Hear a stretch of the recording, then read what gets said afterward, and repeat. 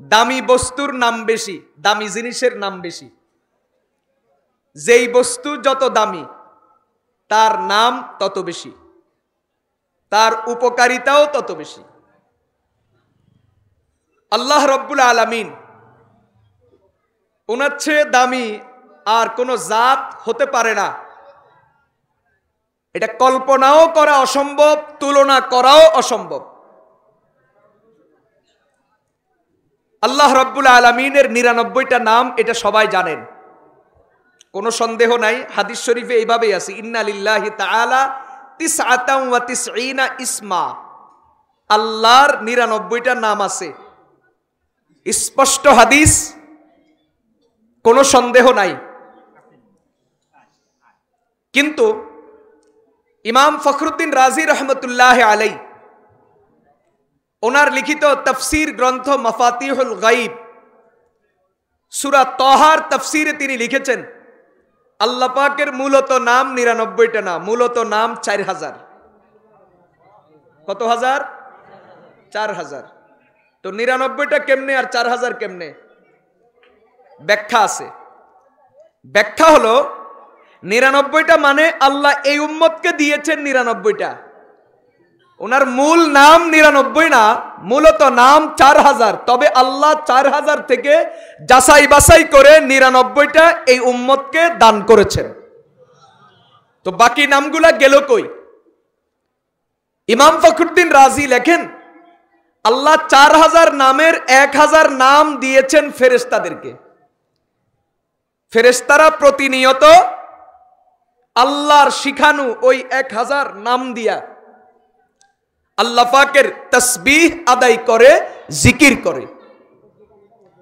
২, ১,০০০ নাম আল্লাহ রব্বুল আলামিন দান করেছেন সব জীব জানোয়ার এবং মাখলুককে। প্রত্যেকটা প্রাণী দিন রাত সকাল সন্ধ্যা অনবরত আল্লাহ পাকের তাসবিহ আদায় করে, ওদের জন্য ১,০০০ নাম বরাদ্দ।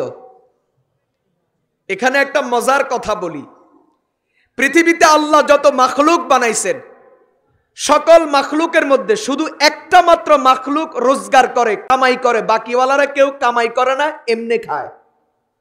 বলেন তো ওই মাখলুকের কি নাম? একটা মাত্র মাখলুক কি করে? রোজগার করে, চাকরি করে, ক্ষেত খামারে মেহনত করে, বিদেশ যায়, ব্যবসা করে, রাজনীতি করে। আবার কেউ কেউ আছে রোজগারের জন্য চুরিও করে, কেউ কেউ আছে রোজগারের জন্য বাম হাতের কারবার করে, কেউ কেউ রোজগারের জন্য টেবিলের নিচ দিয়া কারবার করে, কেউ কেউ রোজগারের জন্য মানুষ খুন করে। কথা বলেন ঠিক তবে ঠিক? কেউ কেউ রোজগারের জন্য লাল ট্যাবলেটের ব্যবসা করে, কথা কয় না।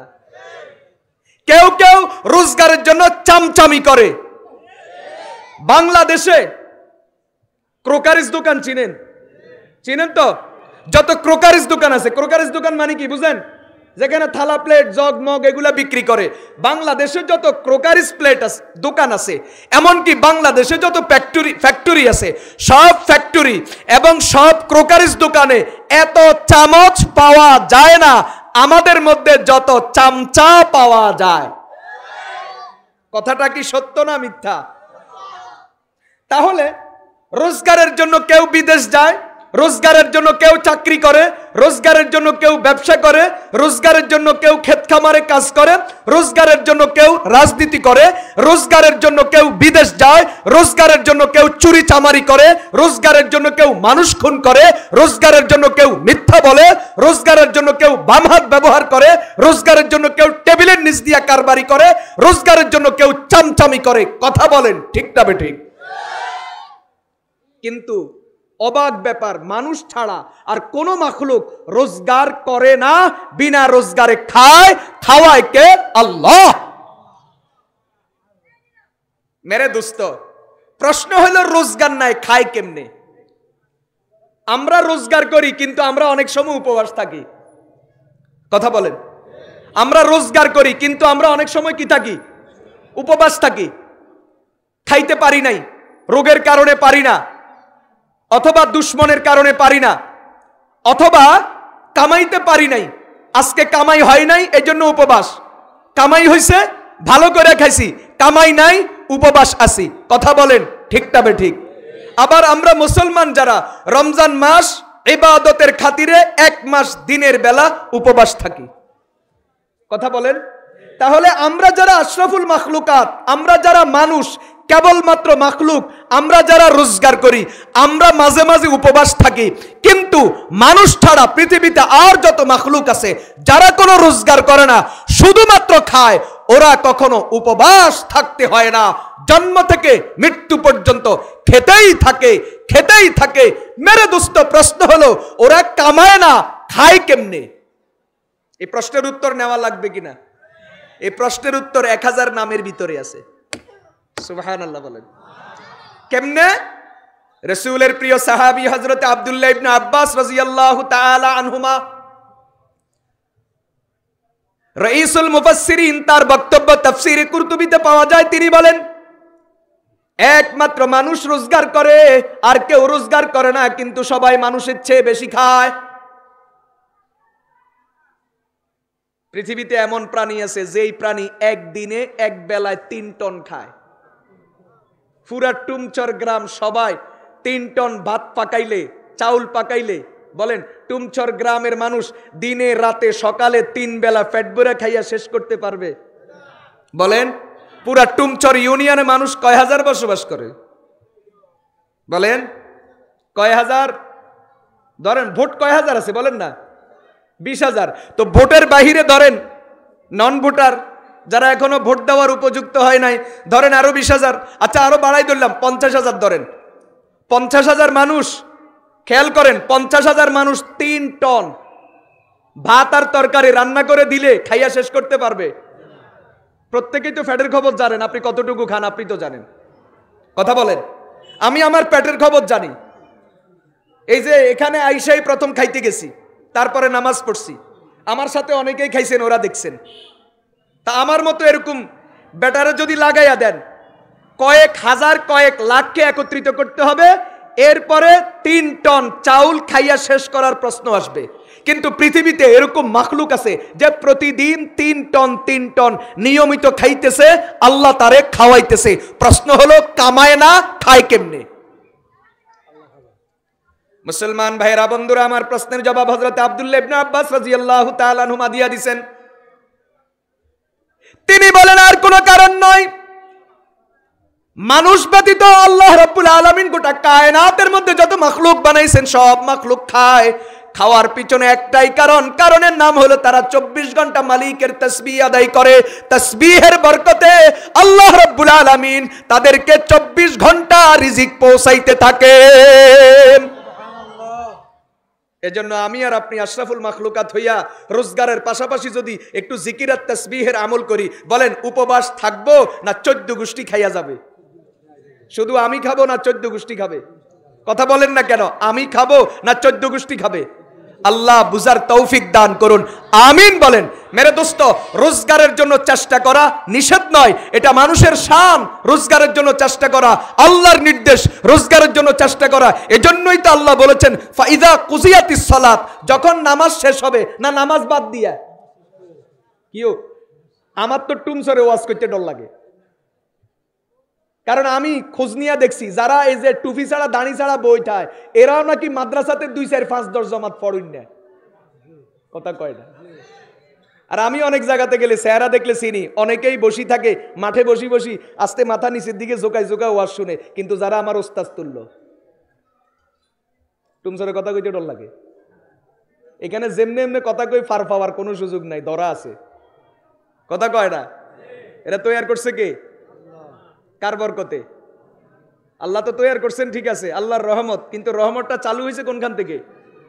ইলম ও আমলের মার্কাজ, গোডাউন, টুমচর ইসলামিয়া কামিল মাদ্রাসা। কথা বলেন ঠিক না ঠিক? এই একটা মাদ্রাসা থাকার কারণে আমরা এত কিছু পাচ্ছি এবং এত কিছু দেখতেছি। না হয় আল্লামা হারুন আল মাদানিকেও দেখতেন না, দামাত বারাকাতুহুম। আল্লামা মুফতি মুশতাকুন নবী দামাত বারাকাতুহুম, ওনাকেও দেখতেন না। আর ওনাদেরকে না দেখলে আমাদেরকে আর কোত্থেকে দেখতেন? মুসলমান ভাইয়েরা আমার, কথা বলতেছিলাম, কোন মাখলুক কামায় না, কামানো ছাড়া খায় জিকিরের বরকতে। আর আল্লাহ মানুষকে কামানোর নির্দেশ দিয়েছেন। উপবাস মরবে না খাইয়া মরবে? বলেন, উপবাস মরবে না খাইয়া মরবে? তবে আল্লাহ শর্ত কি দিছে? ফাইদা কুজিয়াতিস সালাত ফান্তাশিরু ফিল আরদ। নামাজ শেষ হবে, তারপরে জমিনে নেমে পড়ো। নামাজ বাদ দিয়া নেমে পড়ো। আপনারাই বলেন, এখানে তো 2-4-5 জামাত ফড়ইন না শত শত আছেন। আপনারাই বলেন, আগে কি আল্লাহ নামাজের কথা বলছেন না আগে রোজগারের কথা বলছেন? বলেন বলেন, আবার বলেন, আবার বলেন। আগে নামাজ না আগে রোজগার? আল্লাহ বলছেন ফাইদা কুজিয়াতিস সালাত, নামাজ যখন শেষ হবে ফান্তাশিরু ফিল আরজ, রোজগারের জন্য নেমে পড়ো। এখন যারা নামাজ বাদ দিয়া রোজগারে নামে এদের পরিণতি কি হবে, আর যারা নামাজ সহ রোজগার করে এদের পরিণতি কি হবে, এটা বুঝার জন্য আম্মাজান হযরত আয়েশা সিদ্দিকা রাদিয়াল্লাহু তাআলা আনহা ওনার একটা বক্তব্য আল্লামা হাফিজ ইবনুল কাইয়িম জাওজিয়া রাহমাতুল্লাহি আলাইহি ওনার কিতাবের ভিতরে এনেছেন। কথাটা আপনাদেরকে শোনায়া দিই, শুনবেন তো সবাই?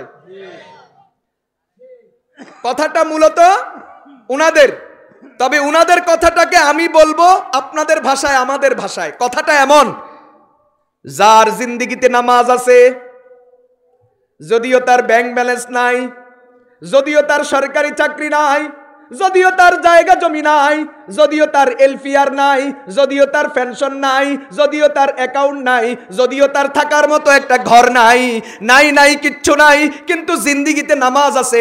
আল্লামা হাফেজ ইবনুল কাইয়িম জাওজিয়া বলেন, লিখে রাখো, নিশ্চয়তা দিলাম নামাজের বরকতে মৃত্যু পর্যন্ত তার এক বেলাও রিজিকের অভাব হবে না।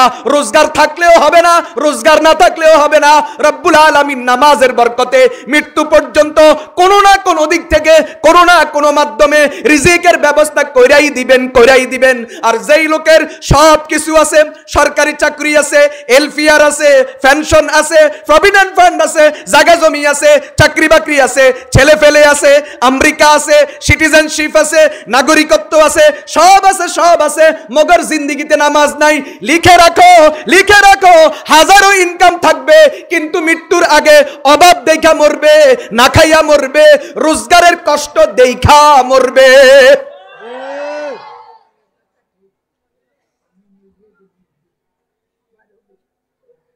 কথা বুঝতেছেন?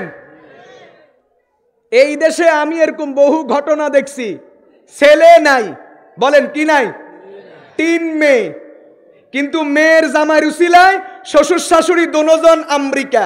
আর আমি এটাও দেখছি 5 ছেলের বাবা, ছেলেরাও জায়গা দেয় না, ছেলের বউরাও জায়গা দেয় না। বটতলি মাদ্রাসায় যদি কেউ গিয়া থাকেন, মাদ্রাসার পাশে ছোটখাটো কিছু চা দোকান আছে, দিন রাত চা দোকানের সামনে বসে থাকতো মানুষ, দয়া করে রংসা 1 কাপ আর একটা বন রুটি আর বেলা রুটি দিলে কোন রকম খাইতো, এইভাবে মরছে। আমি নিজে দেখছি 5 ছেলের বাবা। রিজিক তোমারও ছেলে খাওয়াইবো? কথা বলেন, রিজিক তোমারও ছেলে খাওয়াইবো? কথা বলেন, রিজিক দান কে? আল্লাহ। উনি শর্ত কি দিবেন? ফাইদা কুজিয়াতিস সালাত। বলেন, শর্ত কি দিবেন? ফাইদা কুজিয়াতিস সালাত ফান্তাশিরু ফিল আরজ, নামাজ যখন শেষ হবে রিজিকের তদবির করো, আল্লাহ বরকত দিয়া দিবেন। এখন তুমি নামাজ বাদ দিয়া, পর্দা বাদ দিয়া, হালাল হারাম বাদ দিয়া, রোজা বাদ দিয়া, জিকির বাদ দিয়া, তেলাওয়াত বাদ দিয়া, ইসলামের জানাজা পড়াইয়া, তুমি পারো না ইসলামটার জানাজা পড়াইয়া এটারে দাফন করে দিতা। তোমার কাছে ইসলাম এত অ্যালার্জি, তোমার কাছে ইসলাম এত খারাপ লাগে, তোমার কাছে ইসলাম এত কষ্ট লাগে, ইসলামের কিচ্ছু মানো না, কিন্তু মুসলমান দাবিও তুমি ছাড়ো না। মেরে দোস্ত, হযরত আবু দারদা রাদিয়াল্লাহু তাআলা আনহু তার বক্তব্য স্পষ্ট পাওয়া যায়। তিনি বলেছেন, যেই লোকটা ইসলাম মানে না কিন্তু মুসলমানের দাবিও ছাড়ে না, লিখে রাখো, এই লোকটাই কাট্টা মুনাফিক, এই লোকটাই কাট্টা শয়তান। বলেন, মুসলমানের সমাজে মুসলমান বেশি না মুনাফিক বেশি? কথা বলেন, মুসলমান বেশি না মুনাফিক বেশি? আল্লাহ মুনাফিক গুলাকে মুসলমান বানায় দেন, আমিন বলেন।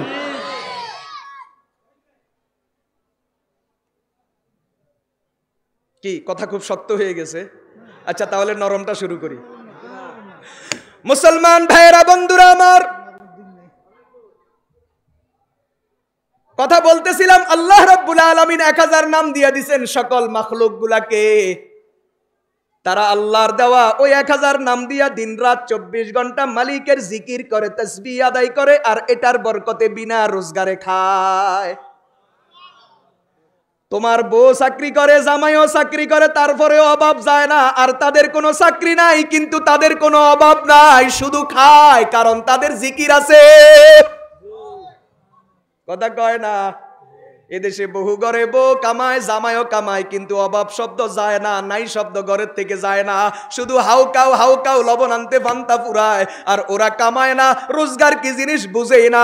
এক একজনে 3 টন খায়, কারণ তারা জিকির কইরা খায়। তাহলে আল্লাহ 1000 নাম দিয়েছেন ফেরেশতাদেরকে, 1000 নাম দিয়েছেন সমস্ত জীব জানোয়ারকে, আর 1000 নাম রাখছেন আল্লাহ মানুষের জন্য। আবার মানুষের জন্য 1000 নামকে রব্বুল আলামিন 4টা ভাগ করেছেন। তাওরাতে দিয়েছেন 300, জাবুরে দিয়েছেন 300, ইনজিলে দিয়েছেন 300, আর কোরআনে কারীমের জন্য রাখছেন 100। কয়শো রাখছেন? আবার 100-র ভিতরে একটারে বাদ রাখছেন, দিছেন 99। কোরআনে কারীমে কোন নামটা কয়বার আছে এটারও হিসাব আমাদের কাছে আছে। এই 100টার মধ্যে 99টা সরাসরি কোরআনে উল্লেখ করছে, আরেকটা আল্লাহ উল্লেখ করেন নাই। কেন? নবীজি বলেন যেটা উল্লেখ করেন নাই এটার নাম ইসমে আজম। খুঁজতে থাকো, সারা জীবন ভরা খোঁজো। যদি খুঁজতে খুঁজতে কখনো যদি ইসমে আজমটা পাইয়া যাও, তাহলে ওই নামের দোহাই দিয়া যত দোয়া করবা বুলেট মিস হবে, কিন্তু তোমার দোয়া কখনো মিস হবে না।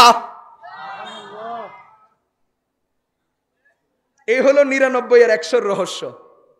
তাহলে দিছেন কিন্তু 100, আবার কিন্তুর মধ্যে দিছেন কিন্তু 99, একটারে লুকায়া রাখছেন। খুঁজতে থাকো, যদি পেয়ে যাও কাম হইয়া যাবে। আল্লাহু আকবার বলেন। মুসলমান ভাইয়েরা, বন্ধুরা আমার, এখন আপনারা কেউ প্রশ্ন করতে পারেন, হুজুর আপনারাই তো ওয়াজের মধ্যে বলেন উম্মতে মুহাম্মদী নাকি সবচেয়ে দামি, তাহলে আল্লাহ এদেরকে কেন কম দিলেন?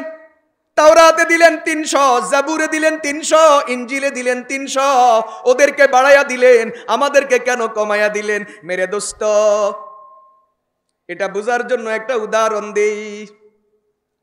লোহা 1 টনের দাম বেশি না স্বর্ণ 1 ভরির দাম বেশি? হ্যাঁ, কত ভরি 1 কেজি হয় জানেননি? 85 ভরি। 85 ভরি 74 পয়েন্ট। 85 ভরি তার মানে 85 ভরি। 85 ভরিয়ে 1 কেজি হয়। এখন চিন্তা করেন 1 কেজির কত ভাগের 1 ভাগ? 1 তোলা, প্রায় 86 ভাগের 1 ভাগ। তাহলে 1 তোলা স্বর্ণের দাম 1 লাখ টাকার উপরে, আর 1 টন বিএসআরএম রডের দাম 98,000 টাকা।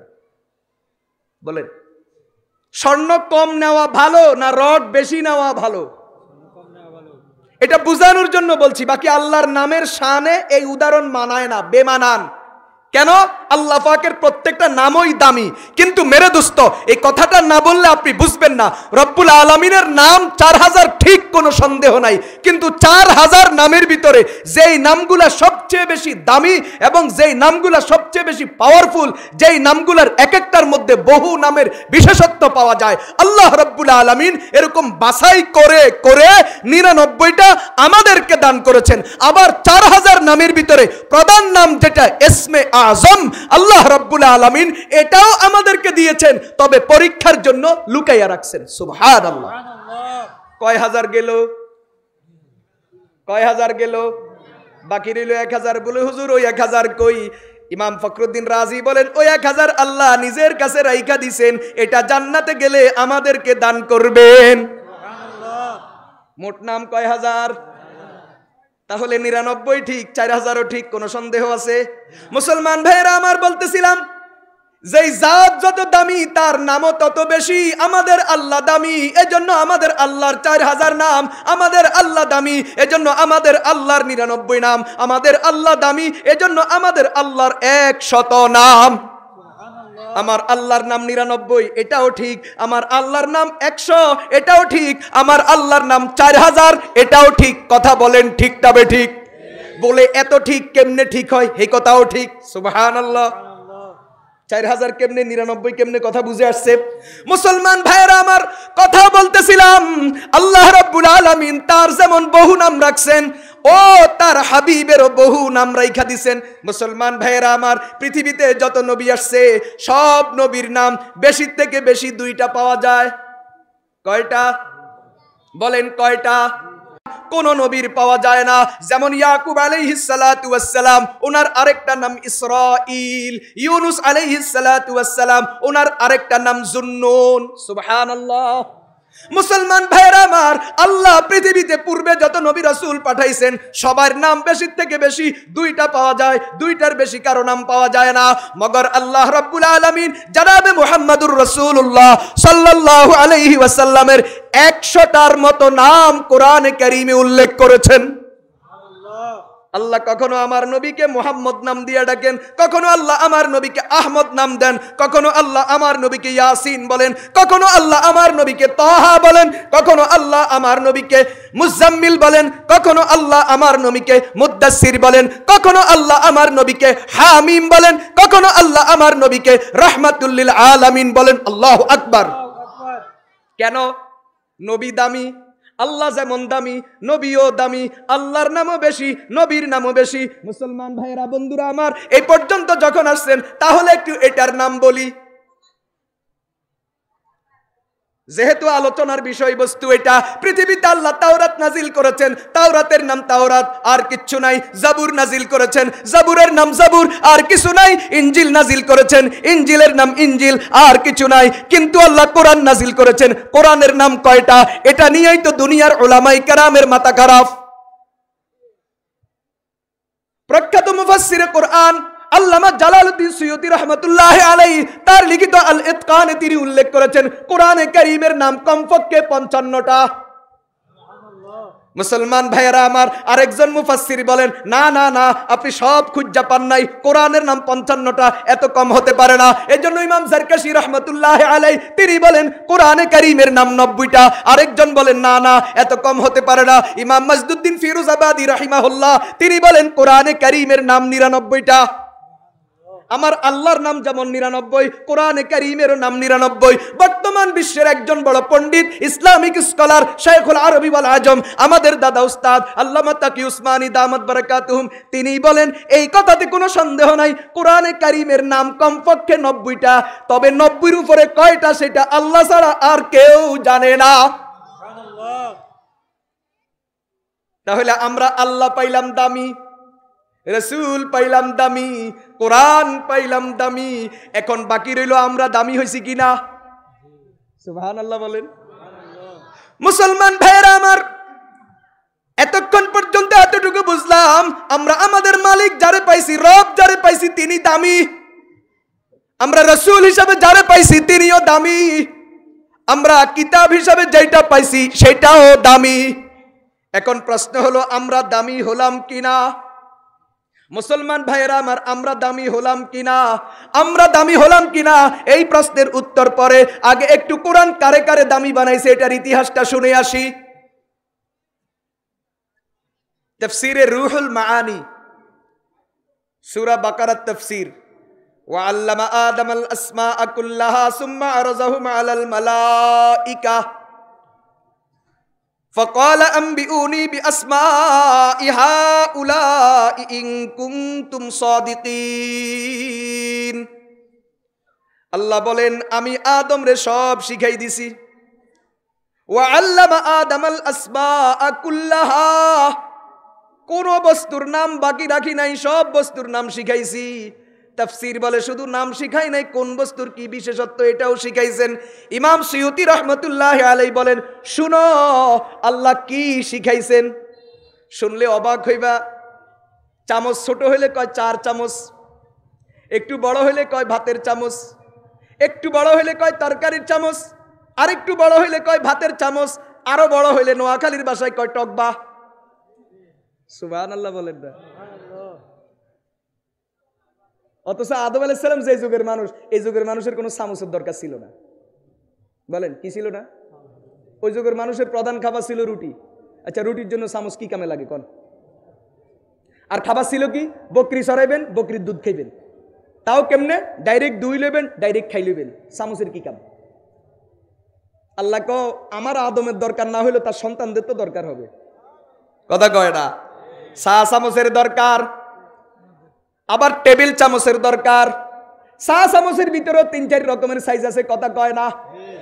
চা চামচের দরকার, টেবিল চামচের দরকার, তরকারির চামচের দরকার, ভাতের চামচের দরকার, টকবারও দরকার। এজন্য ইমাম সুয়ুতি রহমাতুল্লাহ আলাইহি লেখেন, আল্লাহ হযরত আদম পয়গম্বরকে এই ছোট ছোট বস্তু চামচ কত প্রকার কত ডিজাইনের হয় এটার নামও আল্লাহ আদম পয়গম্বরকে শিখাইয়া দিয়েছেন।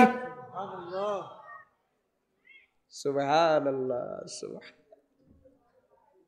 আরেকটা কিছুটা হাসির কথা, কিছুটা কি, তবে কথাটা মজার হাসির হইলেও, তো আমি এতটুকু বলবো না যতটুকু বললে আপনারা হাসতে হাসতে ওযু চলে যাবে।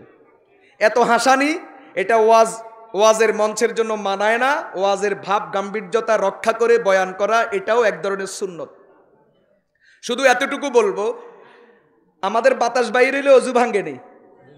এই বাতাস যদি আস্তে বাইর হয় এটার কি নাম, জোরে বাইর হইলে কি নাম, হাদিস শরীফে আছে। আপনি হাসেন সেটা আপনার ব্যাপার, তবে হাদিস শরীফে আছে।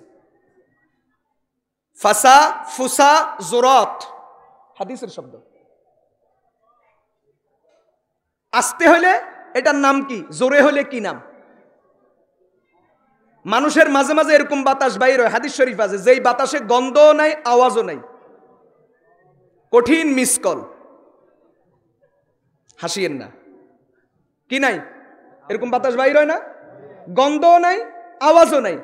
মাঝে মাঝে এরকম হয় যে গন্ধ আছে আওয়াজ নাই, মাঝে মাঝে এরকম হয় গন্ধ নাই কিন্তু পুরা দুনিয়ারে তোলফাড় করে ছাড়ছে, কথা কয় না।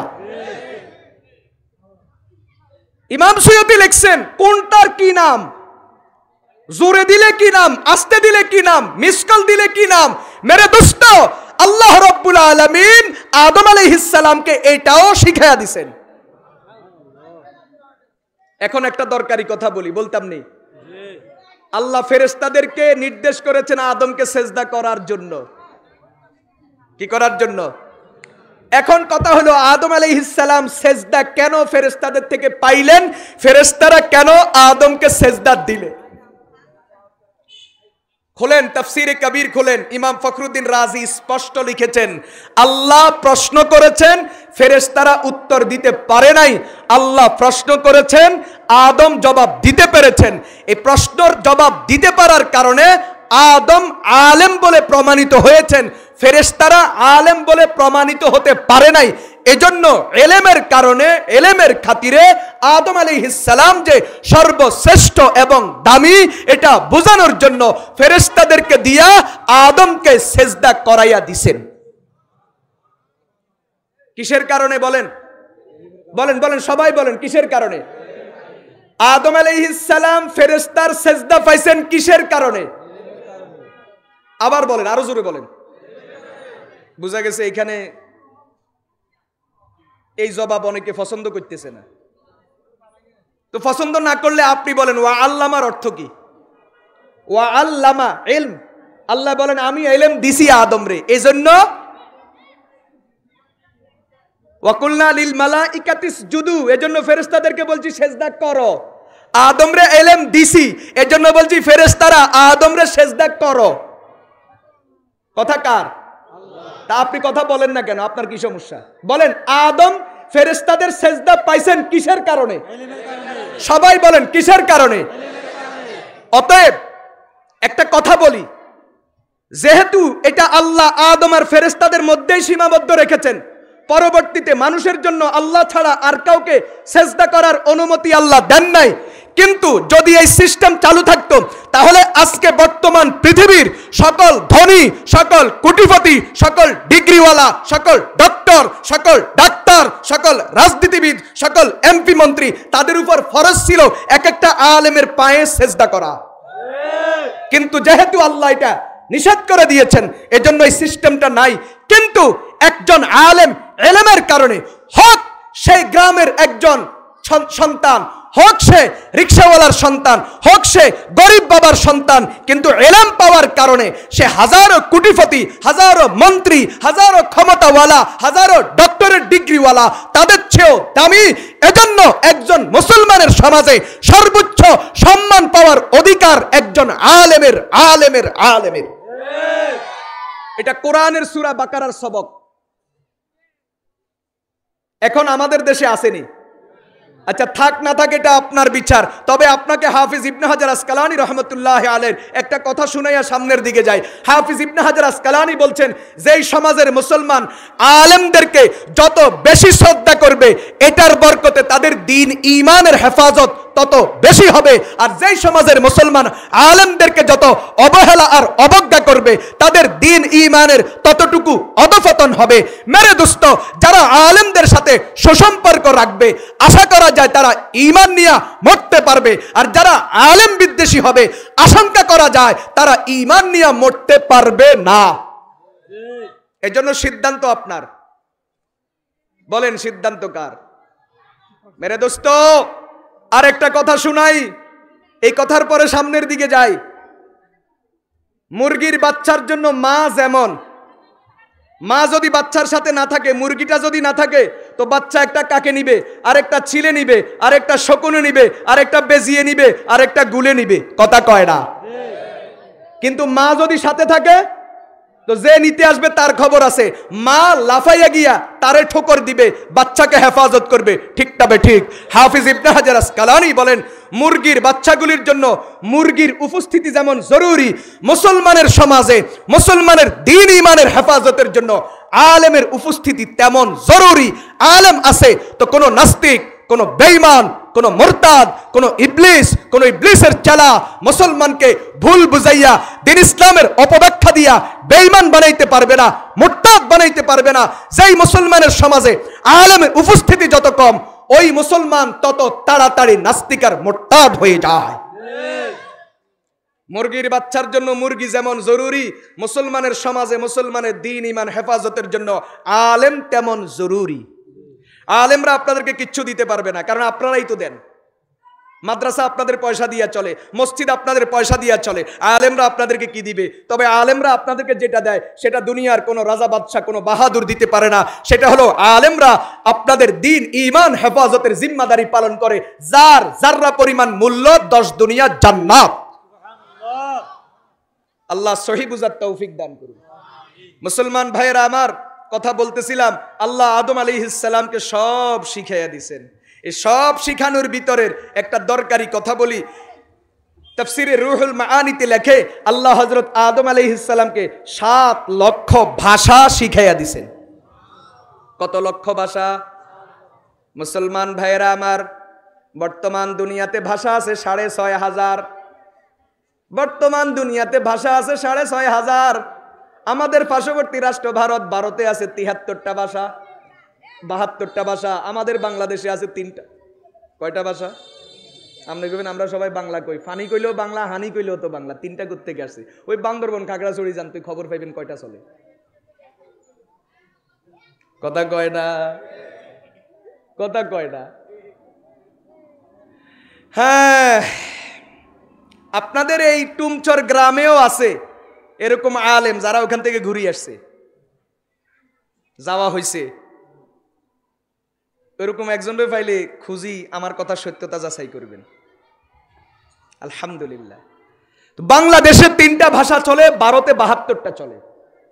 এরকম গোটা পৃথিবীতে ভাষা চলে 6,500। আজকে বর্তমান এই বিশ্বে মাত্র 6,500 চলে। আর আদম দুনিয়াতে আসতে 7 লাখ শিখিয়ে আসছেন। কত লাখ শিখিয়ে আসছেন? মুসলমান ভাইয়েরা আমার, আদম আলাইহিস সালাম 7 লক্ষ ভাষা শিখে আসছেন। কিয়ামত পর্যন্ত আদমের সন্তানরা কেউ না কেউ 7 লক্ষ কোনো না কোনো ভাষায় কথা বলবে।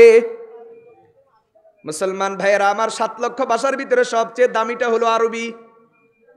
এজন্য আদম আলাইহিস সালাম পৃথিবীতে আইসা সর্বপ্রথম আরবিতে কথা বলছেন। তাফসিরে লেখা আছে, সূরা ইউসুফে লেখা আছে, আদম আলাইহিস সালাম পৃথিবীতে এসে সর্বপ্রথম কথা বলছেন আরবিতে। তাহলে পৃথিবীর প্রথম ভাষা আরবি। পৃথিবীর শেষ ভাষা কি এটা জানি না, তবে পৃথিবীর শেষ নেতৃত্ব যিনি দিবেন তার ভাষা হবে আরবি। সুবহানাল্লাহ। পৃথিবীর প্রথম ভাষা আরবি, পৃথিবীর শেষ নেতা তার ভাষা আরবি। তাহলে আরবি দিয়া পৃথিবী শুরু, আরবি দিয়া পৃথিবী শেষ, মাঝখান দিয়া তুমি আর আমি এমনেই শেষ। সুবহানাল্লাহ। এখন 7 লক্ষ ভাষার ভিতরে কোরআনের ভাষা আরবি, এটা দামি, কারণ আল্লাহ রাব্বুল আলামিন আরবিকে কোরআনের ভাষা বানায়া দিয়েছেন। কথা বলেন মুসলমান ভাইয়েরা আমার, আরবি শুধু দুনিয়াতে চলে না, পৃথিবীর শুরু থেকে আরবি, যুগে যুগে আরবি ছিল, এখনো আরবি আছে, কিয়ামত পর্যন্ত থাকবে। শুধু দুনিয়াতে আরবি নয়, মাটির নিচে গেলেও আরবি। মাটির নিচে গেলে কি? মার রব্বুকা ওয়া মা দীনুকা ওয়া মান নাবিয়ুকা, অথবা ওয়া মান হাযার রাজুল আল্লাযী বুইসা ফীকুম। বলেন কোন ভাষা? কোন ভাষা? এখানে একটা দরকারি কথা বলি, পৃথিবীতে বহু নবী আসছেন,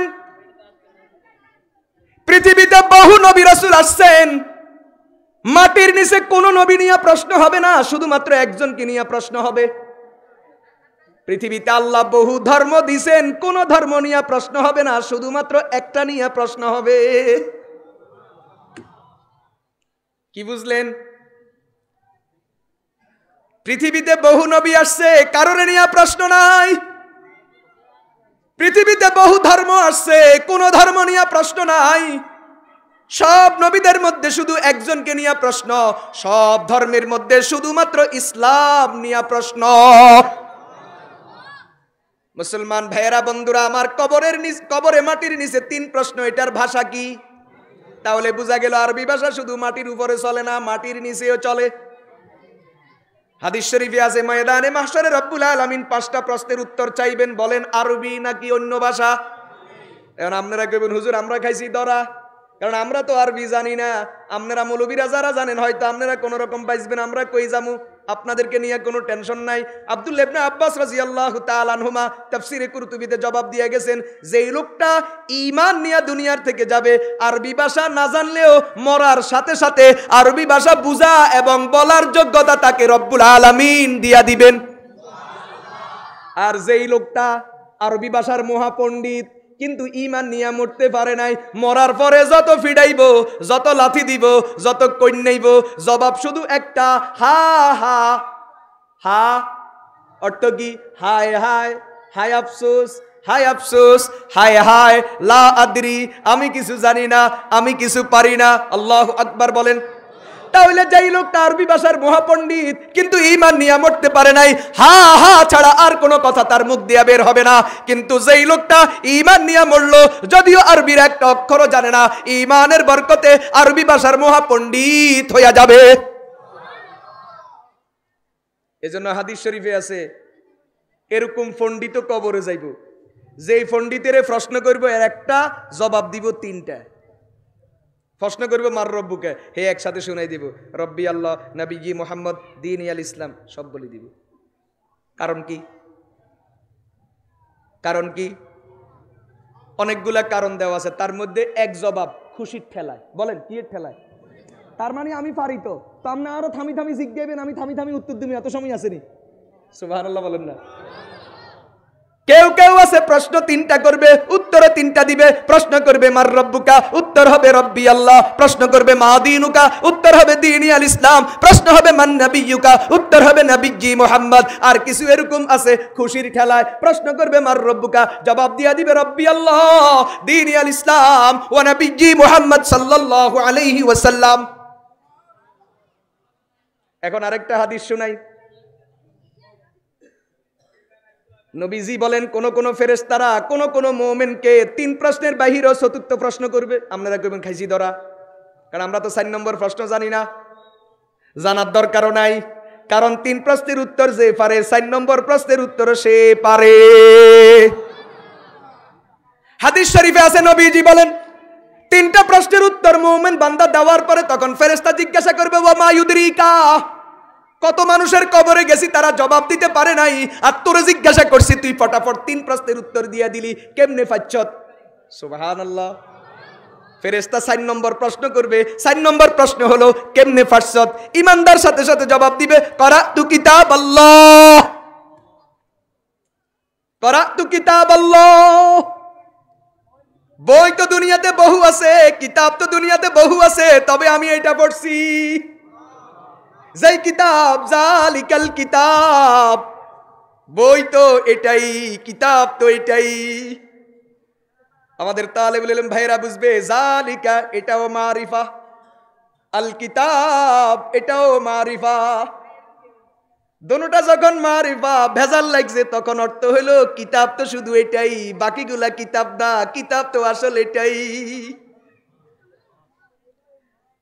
এজন্য মুমিন বান্দা জবাব দিবে করাতু কিতাব আল্লাহ, আমি তো ওই জালিকাল কিতাব লা রাইবা ফিহি এটা পড়ছি,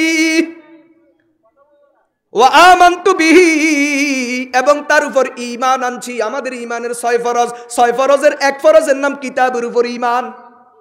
ওযুতে 4 ফরজ, নামাজে 13 ফরজ, ঈমানে 6 ফরজ। সুবহানাল্লাহ। মুসলমান ওযুর ফরজ জানেন, নামাজের ফরজ জানেন, ঈমানের ফরজ তো জানেন না। জানেননি? আমি বলবো জানেন। আপনি কোন জানেন না? জানেন না? আপনি আপনারটা বলেন, জানেন কি জানেন না? আমি বলবো জানেন। আপনি বলেন জানেন না, আমি বলবো জানেন।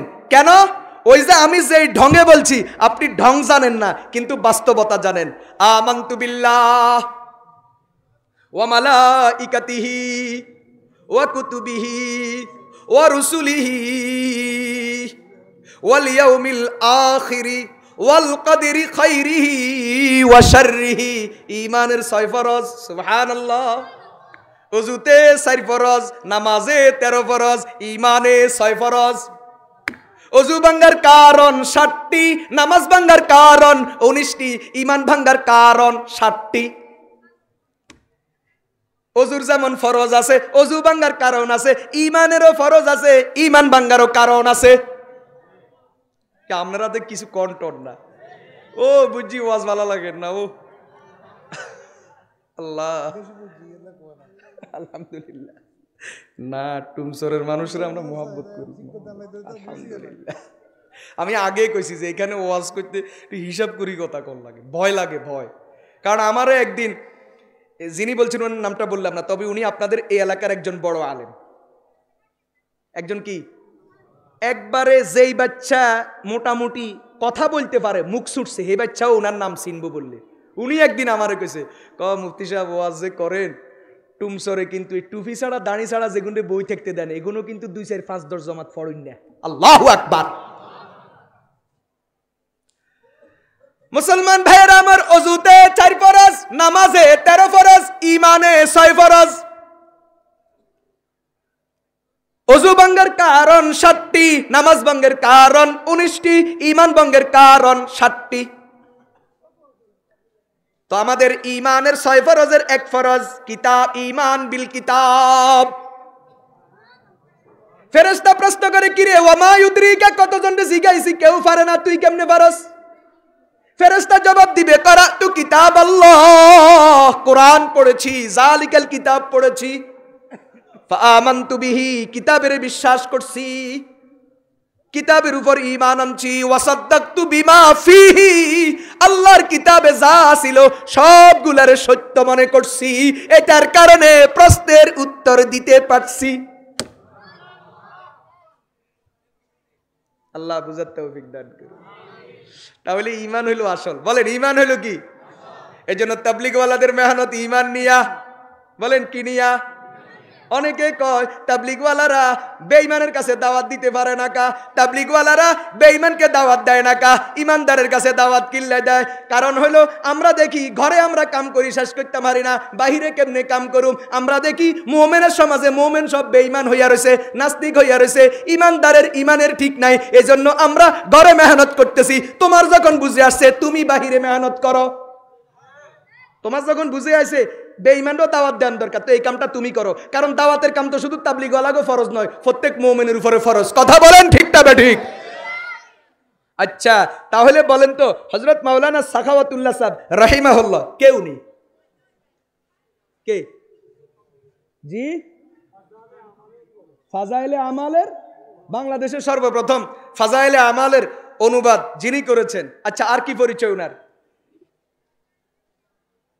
কিছু জানেন না নাকি? জানলেও বলতেছেন না, জানেন, সব জানেন। আমাদের হাকিমুন নফস আল্লামা মুফতি মুশতাকুন নবী দামাত বারাকাত, উনার কি হন? ও আচ্ছা আচ্ছা, আমাদের সাবেক টুমচরের হযরত, ভাইস প্রিন্সিপাল হযরত, চকবাজার মসজিদের খতিব, এদেশের হাজার হাজার আলেমের উস্তাজ আল্লামা আব্দুল কুদ্দুস রাহিমাহুল্লাহ, উনার কি? ও আচ্ছা আচ্ছা, তাহলে সব জানেন। আলহামদুলিল্লাহ, উনারা এই মেহনতটা করে গেছেন। সুবহানাল্লাহ বলেন না? বলেন না? ঈমান বানাও সব বনে যাবে। বলেন বলেন, ঈমান বানাও সব বনে যাবে। আমরা সব বানানোর ফিকিরে পড়ছি, এই জন্য কোনোটাই বনতেছে না, আর ঈমান তো যাইতেছেই। কথা বলেন ঠিক কিনা? তাহলে আরবি ভাষা উপরেও চলে, আরবি ভাষা মাটির নিচেও চলে, আরবি ভাষা হাসরের ময়দানেও চলে। নবীজি বলেন আরবি ভাষা জান্নাতেও চলে। জান্নাতেও কথাবার্তা কি হবে বলেন, বলেন কি হবে, কি হবে, কেমনে? কোরআনে কারীম আছে, সূরা ইউনূস বলে দাওয়াহুম ফিহা সুবহানাকাল্লাহুম্মা ওয়া তাহিয়াতুহুম ফিহা সালাম। দাওয়াহুম ফিহা সুবহানাকাল্লাহুম্মা ওয়া তাহিয়াতুহুম ফিহা সালাম ওয়া আখিরু দাওয়াহুম আনিল হামদুলিল্লাহি রাব্বিল আলামিন। জান্নাতে গেলে জান্নাতীদের কথা হবে, কখনো হবে সুবহানাল্লাহ, কখনো হবে আলহামদুলিল্লাহ, আর দেখা হইলে হবে আসসালামু আলাইকুম ওয়া রাহমাতুল্লাহ। সালাম এটা এমন আমল যেটা জান্নাতেও চলে, তাসবিহ এমন আমল যেটা জান্নাতেও চলে, জিকির এমন আমল যেটা জান্নাতেও চলে। জান্নাতে গেলে নামাজ থাকবে না, জান্নাতে গেলে রোজা থাকবে না, কিন্তু জান্নাতে গেলে জিকির থাকবে, জান্নাতে গেলে সালাম থাকবে। কুরআন বলছে দাওয়াহুম ফিহা সুবহানাকাল্লাহুম্মা ওয়া তাহিয়াতুহুম ফিহা সালাম ওয়া আখিরু দাওয়াহুম আনিল হামদুলিল্লাহি রাব্বিল আলামিন। তাহলে জান্নাতের ভাষা কি? বলেন জান্নাতের ভাষা কি? আচ্ছা, তাহলে জমিনে পাইলাম আরবি, মাটির নিচে পাইলাম আরবি, ময়দানে মাহশরে পাইলাম আরবি, জান্নাতে পাইলাম আরবি। এখন একটু আসমানের দিকে যাই। আসমানে যাওয়ার পরে মেরাজের হাদিস নিয়ে গেলাম। মেরাজের হাদিস নেওয়ার পরে দেখি প্রথম আসমানেও আরবি, দ্বিতীয় আসমানে আরবি, তৃতীয় আসমানে আরবি। আল্লাহ যখন আমার নবীরে মেরাজে নিয়ে গেলেন, 7টা আসমানে 8 জন নবীকে দাঁড় করায় দিয়েছেন। আল্লাহ রাব্বুল আলামিন আমার নবীর খাতিরে ওই মুহূর্তে 8 জন নবী প্রত্যেককেই আরবি ভাষা শিখাইয়া আমার নবীর সাথে আরবিতে কথাবার্তা বলাইছেন। 5 জনে বলে মারহাবাম বিন নাবিয়্যিস সালিহি ওয়াল আখিস সালিহি, 2 জনে বলে মারহাবাম বিন নাবিয়্যিস সালিহি ওয়াল ইবনিস সালিহি, 2 জনে বলে আব্বু তোমারে স্বাগতম, নবী তোমারে স্বাগতম, 5 জনে বলে নবী তোমারে স্বাগতম, ভাইয়া তোমারে স্বাগতম। আদম বলে আব্বু তোমারে স্বাগতম, ইব্রাহিম বলে আব্বু তোমারে স্বাগতম, আর বাকি 5 জনে বলে ভাইয়া তোমারে স্বাগতম। সবাই আরবিতে আমার নবীকে অভিবাদন জানায়। এখান থেকে বুঝলাম আরবি ভাষা আসমানেও চলে গেছে। আর কোথায় আছে? বাকি আছে, অনেক বাকি আছে। আর কোথায় আছে? খুঁজতে খুঁজতে খুঁজতে খুঁজতে চলে গেলাম সাগরের নিচে। সাগরের নিচে যাওয়ার পরে দেখি সাগরের নিচে মাছের পেটের ভিতরেও আরবি চলে। লা ইলাহা ইল্লা আনতা সুবহানাকা ইন্নী কুনতু মিনাজ জালিমিন। তিরমিজি শরীফের বর্ণনা, নবীজি সাল্লাল্লাহু আলাইহি ওয়াসাল্লামের সাথ করেন দাওয়াতু জিন্নুন। জুন্নুন মানে ইউনুস আলাইহিস সালাম। নবীজি বলেন হযরত ইউনুসের দোয়া, ইজদা রাব্বাহু, যখন বিপদে পড়ে তিনি তার রবের কাছে দোয়া করছিলেন। ইজহুয়া ফি বাতনিল হুত, যখন তিনি সাগরের নিচে মাছের পেটে ছিলেন। কি ছিল? লা ইলাহা ইল্লা আনতা সুবহানাকা ইন্নী কুনতু মিনাজ জালিমিন। নবীজি বলেন লাম ইয়াদউ বিহা রাজুলুন মুসলিমুন ফি শাইইন কাত্তু ইল্লা ইসতাজাবাল্লাহু লাহু। বিপদে পড়ে কোনো মুসলমান যদি আল্লাহর কাছে এটা দিয়া দোয়া করে তো রব্বুল আলামিন তার দোয়া কবুল করেন। তাহলে বুঝতে পারলাম সাগরের নিচে মাছের পেটেও চলে। তাফসীরে কুরতুবী লিখছে ইউনুস আলাইহিস সালাম এই দোয়া কেমনে শিখছে? মুসলমান ভাইরা আমার, ইউনুস আলাইহিস সালাম এই দোয়া কেমনে শিখছে? তাফসীরে কুরতুবীতে লেখে ইউনুস আলাইহিস সালাম মাছের পেটে যাওয়ার পরে যখন মাছের পেটের ভিতরে ঢুইকা সাগরের তলায় যখন ভ্রমণ করতেছে, দেখে যে মাছগুলা মালিকের তাসবিহ আদায় করতেছে। তাদের তাসবিহ শুনা ইউনুস আলাইহিস সালাম এই দোয়া শিখা আল্লাহর কাছে দোয়া করছে। তাহলে আরবি ভাষা মাটিতে চলে, আরবি ভাষা জমিনের উপরে চলে, নিচে চলে, আরবি ভাষা ময়দানে মাহশরে চলে, আরবি ভাষা জান্নাতে চলে, আরবি ভাষা আসমানে চলে, আরবি ভাষা সাগরের নিচে মাছের পেটের ভিতরেও চলে। কেননা এটা কোরআনের ভাষা। কোরআন যেখানে লাগছে তারে দামি বানায়া দিছে।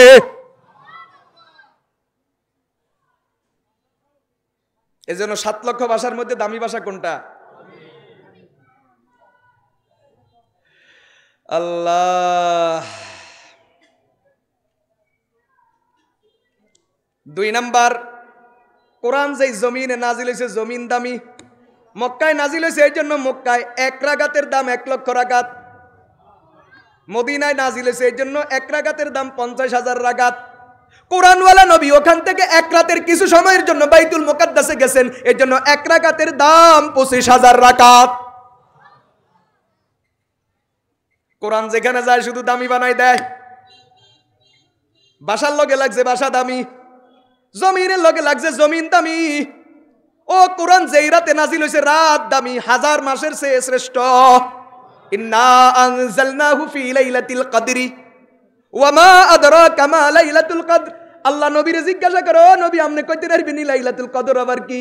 লাইলাতুল কদরি খায়রুম মিন আলফি শাহর। কোরআন নাজিলের কারণে 1000 মাসের চেয়েও শ্রেষ্ঠ। যেই মাসে নাজিল হইয়া গেছে মাস দামি, মাসের নাম শাহরুর রমাদান আল্লাযী উনজিলা ফীহিল কুরআন। তাহলে কোরআন যেখানে গেছে ওখানে দামি বানায়া দিছে। কোরআন আমাদের জন্য নাজিল হয়েছে, এজন্য 70টা উম্মতের মধ্যে এই উম্মত সবচেয়ে বেশি দামি। আল্লাহ উম্মত পাঠাইছেন কয়টা? 70টা। বলেন কয়টা? এই 70 উম্মতের ভিতরে 1.25 লক্ষ নবী আসা যাওয়া করছে। কোন কোন উম্মতের মধ্যে 100,000 নবী আসছেন। এক উম্মত এক নবী, উম্মতে মুহাম্মদী জনাবে মুহাম্মদুর রাসূলুল্লাহ সাল্লাল্লাহু আলাইহি ওয়াসাল্লাম। বলে কোথায় আছে এই কথা? قال النبي صلى الله عليه وسلم, ইবনে মাজাহ শরীফের বর্ণনা, আনতুম তুতিম্মুনা 70 উম্মাহ ওয়া আনতুম আকরামুহা ওয়া আযমুহা আলাল্লাহ। আল্লাহ 70টা উম্মত পাঠাইছেন, 70টা উম্মতের তোমরা হইলা 70 নম্বর, কিন্তু তোমরা আল্লাহর কাছে সবচেয়ে দামি। কিসের কারণে? কোরআনের কারণে, কোরআনওয়ালা নবীর। বলেন কোরআনের কারণে, কোরআনওয়ালা নবীর কারণ। এজন্য নবীজি সাল্লাল্লাহু আলাইহি ওয়াসাল্লাম ইরশাদ করেন, ইন্নাল্লাহা ইয়ারফাউ বিহাযাল কিতাবি আকওয়ামা, ইন্নাল্লাহা ইয়ারফাউ বিহাযাল কিতাবি আকওয়ামা ওয়া ইয়াদউ বিহি আখারিন। আল্লাহ এই কিতাব দিয়ে এক দলকে উপরে উঠান, আরেক দলকে নিচে নামান। যারা কোরআন মানে, কোরআন বিশ্বাস করে, আমল করে, তারা উপরে উঠে যায়। যারা প্রত্যাখ্যান করে, মানে না, তারা নিচে নেমে যায়। এখন এটা বোঝার জন্য একটা সংক্ষেপ কিসসা শুনেন। খলিফা হযরত ওমর রাদিয়াল্লাহু তাআলা আনহু জিন্দেগি বড় মজা। 648 সাল হযরত ওমর গেছেন বাইতুল মুকাদ্দাস দখল করতে। বেজাল চলেননি? চলেননি? এই বেজাল বেশি দিন চলতো না। ইনশাআল্লাহ মুসলমান বিজয় হবে, বাইতুল মুকাদ্দাস উদ্ধার হবে, মুসলমান জামাতে নামাজ আদায় করবে, ইহুদিদের ফিলিস্তিনে গণকবর হবে। আমরা এটার গ্রান পাইতেছি, গ্রান। কারণ 75 বছর মুসলমান শুধু মায়ের খাইছে, কোনোদিন দিতে পারে নাই। আর এবার মায়ের খায়, মাঝে মাঝে দেয়। এমন দেওয়া দেয়, মায়ের শুনে কো, ও আব্বা আমেরিকা আপনারা বাঁচান, উপায় নাই। ফিলিস্তিনে মুসলমান শুধু এই 2023-এর 7 অক্টোবর মরে না, আজকে 75 বছর মরতেছে। 8 লাখ মরি গেছে এই পর্যন্ত, 40 লাখের উপরে বাড়িঘর ছাড়া হয়েছে। কিন্তু 75 বছরের ইতিহাস শুধু ফিলিস্তিনে মুসলমান মায়ের খাইছে, কোনোদিন দিতে পারে নাই। আর এবারের ইতিহাস মায়ের খায়, মাঝে মাঝে দেয়, এ মাঝে মাঝে ঠেলায়, ও আব্বা আমেরিকা কই বাসান গো, কথা কয় না।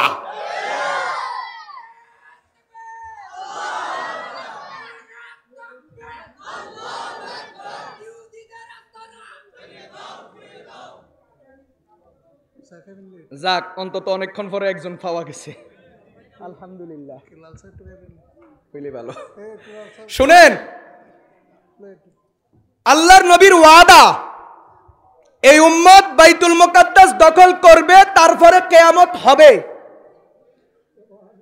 যদি কিয়ামতের আগে একটা দিনও বাকি থাকে, কয়টা দিন বলেন? তাহলে আল্লাহ ওই দিনকে এত লম্বা করে দিবেন, যেই দিনের ভিতরে এই উম্মত বাইতুল মুকাদ্দাস দখল করে সেখানে বা জামাত নামাজ পড়বে ইনশাআল্লাহ। কিয়ামত হবে না? না হয়? বাতি বলে জ্বলবার আগে বাঁ করে জ্বলি উঠে। মরিবার আগে, নিব্বার আগে বেশি চলে নাকি? এদের নিব্বার সময় হয়েছে। কথা বুঝে আছে নি? লাশ দাফন করারও সুযোগ পাবে না ইনশাআল্লাহ, সেই দিন আসতেছে। কথা বলেন ঠিক তবে ঠিক। মুসলমান ভাইয়েরা আমার, এই উম্মত বাইতুল মুকাদ্দাস 2 বার দখল করছে, আরেকবার বাকি আছে। এই মনে হইতেছে আরেকবার একটা শুরু হয়ে গেছে। কয়বার দখল করছে? একবার হযরত ওমর, আরেকবার হযরত সুলতান সালাউদ্দিন আইয়ুবী রাহিমাহুল্লাহ। ওমর দখল করে 450 বছর রাখছেন, সুলতান সালাউদ্দিন আইয়ুবী দখল করে 800 বছর রাখছেন। এই ওমরের কেসটা শুনেন সংক্ষেপ, কোরআন বুঝার জন্য। কোরআন যে মানুষের দামি বানায়, বলেন বিষয়বস্তু কি? কোরআন মানুষকে দামি বানায়, উপরে উঠায়, মানলে, আর না মানলে নিচে নামায়। ওমর রাদিয়াল্লাহু তাআলা আনহু মুসলিম সেনাপতি হযরত আবু উবাইদা ইবনুল জাররাহ রাদিয়াল্লাহু আনহুকে পাঠাইছেন শামে, যাও বাইতুল মুকাদ্দাস উদ্ধার করো। তো প্রধান সেনাপতি আবু উবাইদা মুজাহিদিনদেরকে নিয়ে বাইতুল মুকাদ্দাস অবরোধ করছে। খ্রিস্টান বাদশা দেখলো, তখন এটা খ্রিস্টানদের হাতে। এখান দিয়ে আরেকটা কথা বলি, বাইতুল মুকাদ্দাসের জন্ম থেকে এই পর্যন্ত কোন ইতিহাসে বাইতুল মুকাদ্দাস ইহুদিদের দখলে একদিনের জন্য ছিল না। অন্যরা দখল করছে, ইহুদিদের দখলে কখনো ছিল না। এখন যেটা নিছে 1967 থেকে এখন 2024 পর্যন্ত, এটা জোর কইরা আমেরিকা আর ব্রিটেনের সহযোগিতায় জোর কইরা রাখছে। ইনশাআল্লাহ থাকবে না, অচিরেই যাবে। মজা আছে, মজা শুনবেন নি ইতিহাস? হ্যাঁ, গেল করে শুনেন। এখন খ্রিস্টান বাদশা বুঝলো মুসলমান তো অবরোধ করছে, আর মুসলমান এমন জাতি যেই দিকে আগায় ওই দিক থেকে ফিসায় না। অতএব এই জাতির সাথে যুদ্ধ না করি বাইতুল মুকাদ্দাস এদের হাতে দিয়ে দেওয়াটাই ভালো হবে। কারণ কি, এটা বোঝার জন্য একটু পিছনে যান। শাইখুল হাদিস হযরত জাকারিয়া রাহমাতুল্লাহি আলাইহি আল ইতিদাল ফি মারাতিবির রিজাল, উনি ওনার কিতাবে লিখছেন, ওমরের যুগে রোম সম্রাট তার একজন বিশ্বস্ত গুপ্তচর প্রতিনিধি মদিনাতে পাঠাইছেন। কেন? দেখো মদিনার মুসলমানের অস্ত্র গুদাম কোথায়, সামরিক কৌশল কি, রণকৌশল কি, যুদ্ধের ট্রেনিং কি, মুসলমানের কোথায় কোথায় কি আছে, এগুলো একটা খবর নিয়ে আসো, গোয়েন্দাগিরি করিবা, আমরাও এটা ব্যবস্থা গ্রহণ করি, এদেরকে মাধ্যমু এদের কৌশল দিয়া। তো বেচারা আসছে, আসি আড়ে খলিফা, ওরা তো আর খলিফা বুঝে না, ওরা প্রেসিডেন্ট বুঝে। জ্ঞান মহামান্য প্রেসিডেন্ট কই? তো মানুষের জিগায়, মানুষকে কি এর প্রেসিডেন্ট? আবার কত তোমাদের দেশ চালায়, আমাদের খলিফা আছে। খলিফা কই? মসজিদে। খলিফা কোথায়? এমন কিছু বলতাম মনে চায়, থাক এটা না। ও ঠিক আছে, আপনারা বাড়ির যাই বালা করি, কম্বলের নিচে ঘুমাইয়েন, আর আমি জেলখানায় ফ্লোরে ঘুমাবো। সুখ লাগে তো আপনার কাছে? বলা যাবে না সব কথা, মজা আছে। কইও খলিফা কই? মসজিদে। রাঙ্গ খলিফারা সব আমেরিকা, ব্রিটেন, বেগম পাড়া, থাকার কথা। খলিফা কইও? মসজিদে। মসজিদে গেছে, মানুষের জিজ্ঞাসা করে আফিকুম ওমর, লোক কিছু বসে আছে, বসে বসে তালিম করতেছে। এখনো আপনারা যারা হজে যাবেন দেখবেন, মসজিদে নববীতে দেখবেন, মসজিদে হারামে দেখবেন, প্রায় নামাজের পরে জায়গায় জায়গায় জায়গায় জায়গায় ফিলারের গোড়ায় গোড়ায় 10 জন 20 জন 50 জন তালিম শুরু হয়ে গেছে। কথা কয় না? এটা নবীজির যুগ থেকে চলে আসা ধারাবাহিক সুন্নত। তো আফিকুম ওমর, তোমাদের মধ্যে কেউ কি ওমর আছে? সবাই বলে না, এখানে ওমর নাই। তো কই গেছে ওমর? তো এখানে ছিল, এখন কোথায় গেছে? বাহিরে দেখো। তো ঘুরতে ঘুরতে গেছে মদিনায়ে মুনাওয়ারার একটা গোরস্থান আছে, জান্নাতুল বাকি বলে, সেখানে যাইয়া দেখে ওমর রাদিয়াল্লাহু তাআলা আনহু গাছ একটার শিকড়ের মধ্যে মাথা দিয়ে শুয়ে আছে, আর নাক টানি টানি ঘুমাইতেছে। কি নাই? বডিগার্ড নাই, ফিএস নাই, দালালও নাই, সামসাও নাই, সামিসও নাই। কথা কয় না? ওমর ঘুমায়। তো কিরে, জীবনে কত রাজা বাদশার দরবারে গেলাম, আর এটা কোথায় আসলাম? ওমরের চেহারার দিকে তাকাইয়া তার কলিজা মোচড় দিছে। আরেফে রুমি রহমতুল্লাহ আলাইহি খুব সুন্দর করে লিখছে, আমার মুশকিল হলো আমি শের পারি না, হয় কিন্তু এখন ফাড়া আলাইতাম রে ভাই। যে মজা করে লিখছে আরেফে রুমি রহমতুল্লাহ আলাইহি হযরত ওমরের এই ঘটনাটারে। কেন আমার মুশকিল হলো আমি শের পারিও না, মুখস্থ করলেও থাকে না। এই এক সমস্যা আমার। যাক,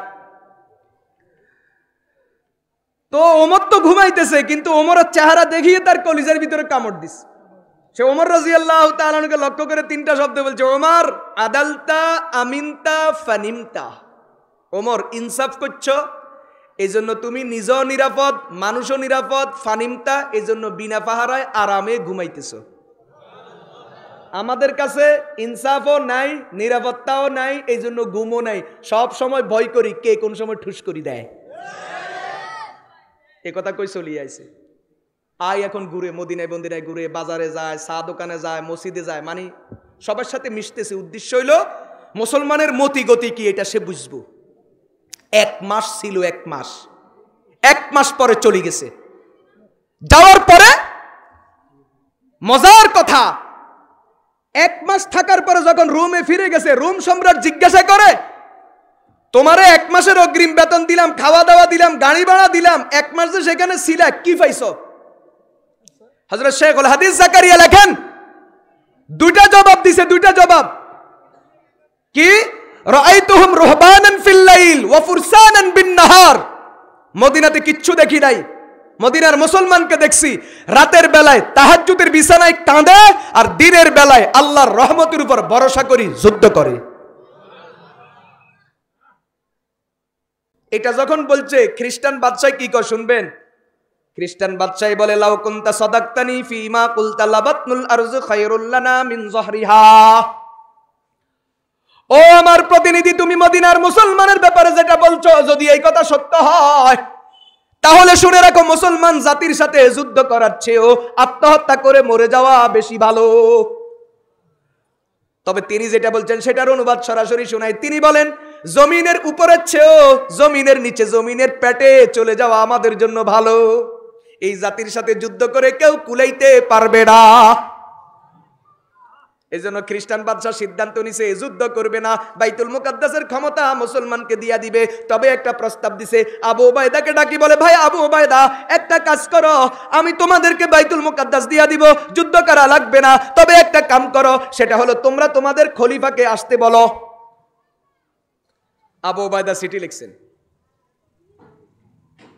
ওমর, ওরা যুদ্ধ চায় না, শান্তি চায়, আপনার কাছে বাইতুল মুকাদ্দাস বুঝাইয়া দিবে, আপনি আসতে হবে। ওমর রাদিয়াল্লাহু তাআলা চিঠি পাইয়া রাগও হইলেন না, বিচলিতও হইলেন না। ঠিক আছে চলো, এখন মদিনার মুসলমানকে আমনেরে একা ছাড়া যাবে না, আমরাও আমনের লগে আছি। ওমর রাদিয়াল্লাহু তাআলা ফাইজলামি গিল্লাই করো, তোমগরে যাইতে কইছে, এই তোমাদেরকে যাইতে বলছে, আমারও যাইতে বলছে, অতএব আমি একা যাব। সুবহানাল্লাহ বলেন না। এক দেশ থেকে আরেক দেশ, এক দেশ থেকে আরেক দেশ। তবে ওমর বলেন, শুনো, নবীজির সুন্নত একা সফর না করা, এই জন্য আমি একজন সফর সঙ্গী নিয়ে যাব। কে? আমার গোলাম। চলো, 2 জন বাইরেছেন, একটা উট। উট কয়টা? গোলামের সাথে চুক্তি করছেন, এই তুমি আমার গোলাম হইলে কি হইছে, কিন্তু আজকে তুমি আমার সফর সঙ্গী। দেখেন বড়রা কেমন হয়। আমাদের বাংলাদেশের ওলামায়ে কেরাম চিনবেন আপনারা, সাধারণ মুসলমান যারা আছেন আপনারা হয়তো নাও চিনতে পারেন। কেন? উনি একসময় বয়ান করতেন, তবে এখন আর আমভাবে বয়ান করেন না। ওলামায়ে কেরামের মজলিসে ইসলাহি বয়ান করেন, বড় বড় বিভিন্ন ফিকহি সেমিনারে আলোচনা করেন। আমার অত্যন্ত শ্রদ্ধেয় উস্তাদ এবং যার সাথে আমার ইসলাহি তাআল্লুক, শেখুল ইসলাম আল্লামা তাকি উসমানী দামাত বারাকাতুহুমের খলিফা আল্লামা মুফতি দিলাওয়ার হোসেন দামাত বারাকাতুহুম। হুজুরের সাথে আমি 1-2 জায়গাতে সফরে গেছি। তো হুজুরের গাড়িতে উঠলে হুজুরে বলবেন, দেখেন আমি আপনার ওস্তাদ, আপনি আমার ছাত্র, এটা মাদ্রাসায়, এখন আমরা দুজন সাথী। কেন? আমরা সফরে বাইরেছি না। আপনি যদি আমারে ওস্তাদগিরি দেখান আর আমি যদি আপনার সাথে ওস্তাদগিরি দেখে আপনাকে ছাত্র মনে করি, তাহলে আপনি কষ্ট পাবেন। আপনি কি পাবেন? এই জন্য আমারে কি বলেন, ওস্তাদ আর ছাত্র, এটা মাদ্রাসায়, এটা বাহিরে, এখন আমরা সফরে আছি, এখন আমরা সাথী। তা আমি ইতস্ততা বোধ করি, হুজুর আমার টানি একবারে গায়ের উপর হাত দিয়ে, কাঁধের উপর হাত দিয়ে লগে দিয়ে ধরে রাখতেন, মানে আমার ভয় এবং লজ্জা সংকোচ দূর করার জন্য। তো আমরা এখন সাথী, এখন ওস্তাদ শাগরিদ না। হযরত ওমর বলেন, দেখো আমি মনিব, তুমি গোলাম, এটা এখন না, এখন সফর। এখন তোমার হক আমার হক সমান।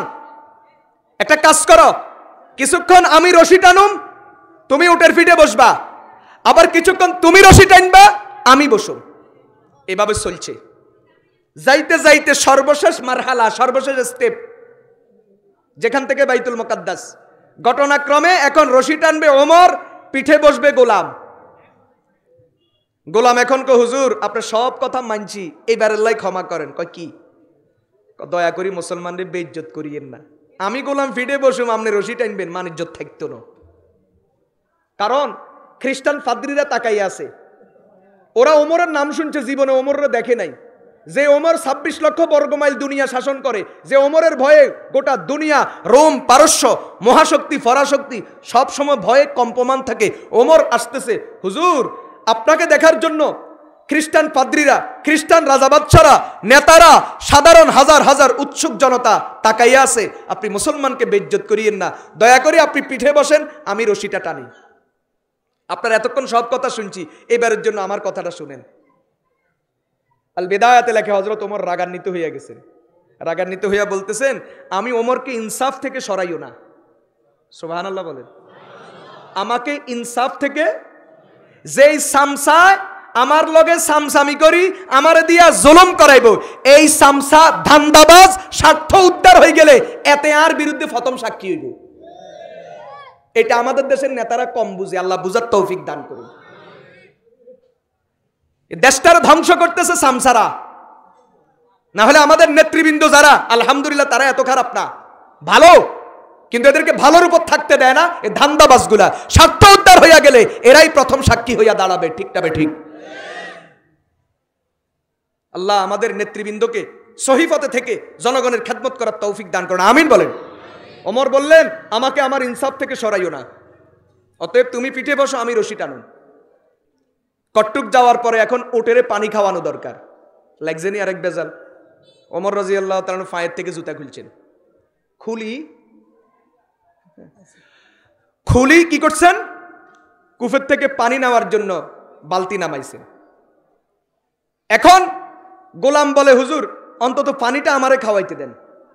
কয় না, রশি টানার দায়িত্ব যেহেতু আমার, অতএব পানি খাওয়ানোর দায়িত্ব আমার। ওমর পানি খাওয়াইলেন, পায়ে জুতা নাই, গায়ের জামাতে 17টা তালি, আর হাতে ওটের রশি।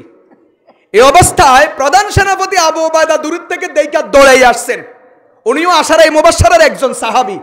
তিনি এসে বলেন, ওমর আল্লাহর ওয়াস্তে আমাদেরকে বেইজ্জত করিয়ে না, আপনি পিঠে বসেন, রশিটা আমি টানি। রাসূল করিম সাল্লাল্লাহু আলাইহি ওয়াসাল্লামের আদর্শ সাহাবায়ে কেরামের ভিতরে কি? ওমর রাদিয়াল্লাহু তাআলা আনহু সাথে সাথে আবু উবাইদার বুকের মধ্যে একটা ধাক্কা মেরে বলেন, আল্লাহ, হায় আফসোস আবু উবাইদা, তুমিও। ওয়ালাউ ইয়াকুলু যা গায়রুক, একথা তুমি বলছো বাসি গেছো, তুমি ছাড়া যদি অন্য কেউ যদি বলতো তাহলে লাজাআলতুহু নাকালান লিউম্মতি মুহাম্মাদিন সাল্লাল্লাহু আলাইহি ওয়াসাল্লাম, আজকে এমন মারা মারতাম কিয়ামত পর্যন্ত মুসলমানের জন্য শিক্ষা হইয়া যেত। এরপরে হযরত ওমর বলেন, ইন্না কুন্না আযাল্লা কওমিন ফাআযানাল্লাহু বিল ইসলাম। আমরা ছিলাম রাখাল, আমরা ছিলাম উটের রাখাল, বকরির রাখাল, সাধারণ মানুষ। আমরা ছিলাম লাঞ্ছিত জাতি, ফাআযানাল্লাহু বিল ইসলাম। আল্লাহ আমাদেরকে ইসলাম দিয়া, কোরআন দিয়া দামি বানাইছেন। যেই ওমর ছাগল চড়াইতে পারতো না, ছাগল চড়ানির যোগ্যতা রাখতো না, ওই ওমর এখন 26 লক্ষ বর্গ মাইল দুনিয়া শাসন করে। ওমরের কথা শুধু মানুষ না, জীব জানোয়ারের শুনে। ইমাম ইবনে কাসির রাহমাতুল্লাহি আলাইহি আল বিদায়ার মধ্যে লিখছেন, ওমর রাদিয়াল্লাহু তাআলা আনহু যতদিন জীবিত ছিলেন তো ফুরাত নদীর তীরে ছাগল আর বাঘ একসাথে পানি পান করছে, কখনো কেউ কারো উপর আক্রমণ করে নাই। কারণ কি?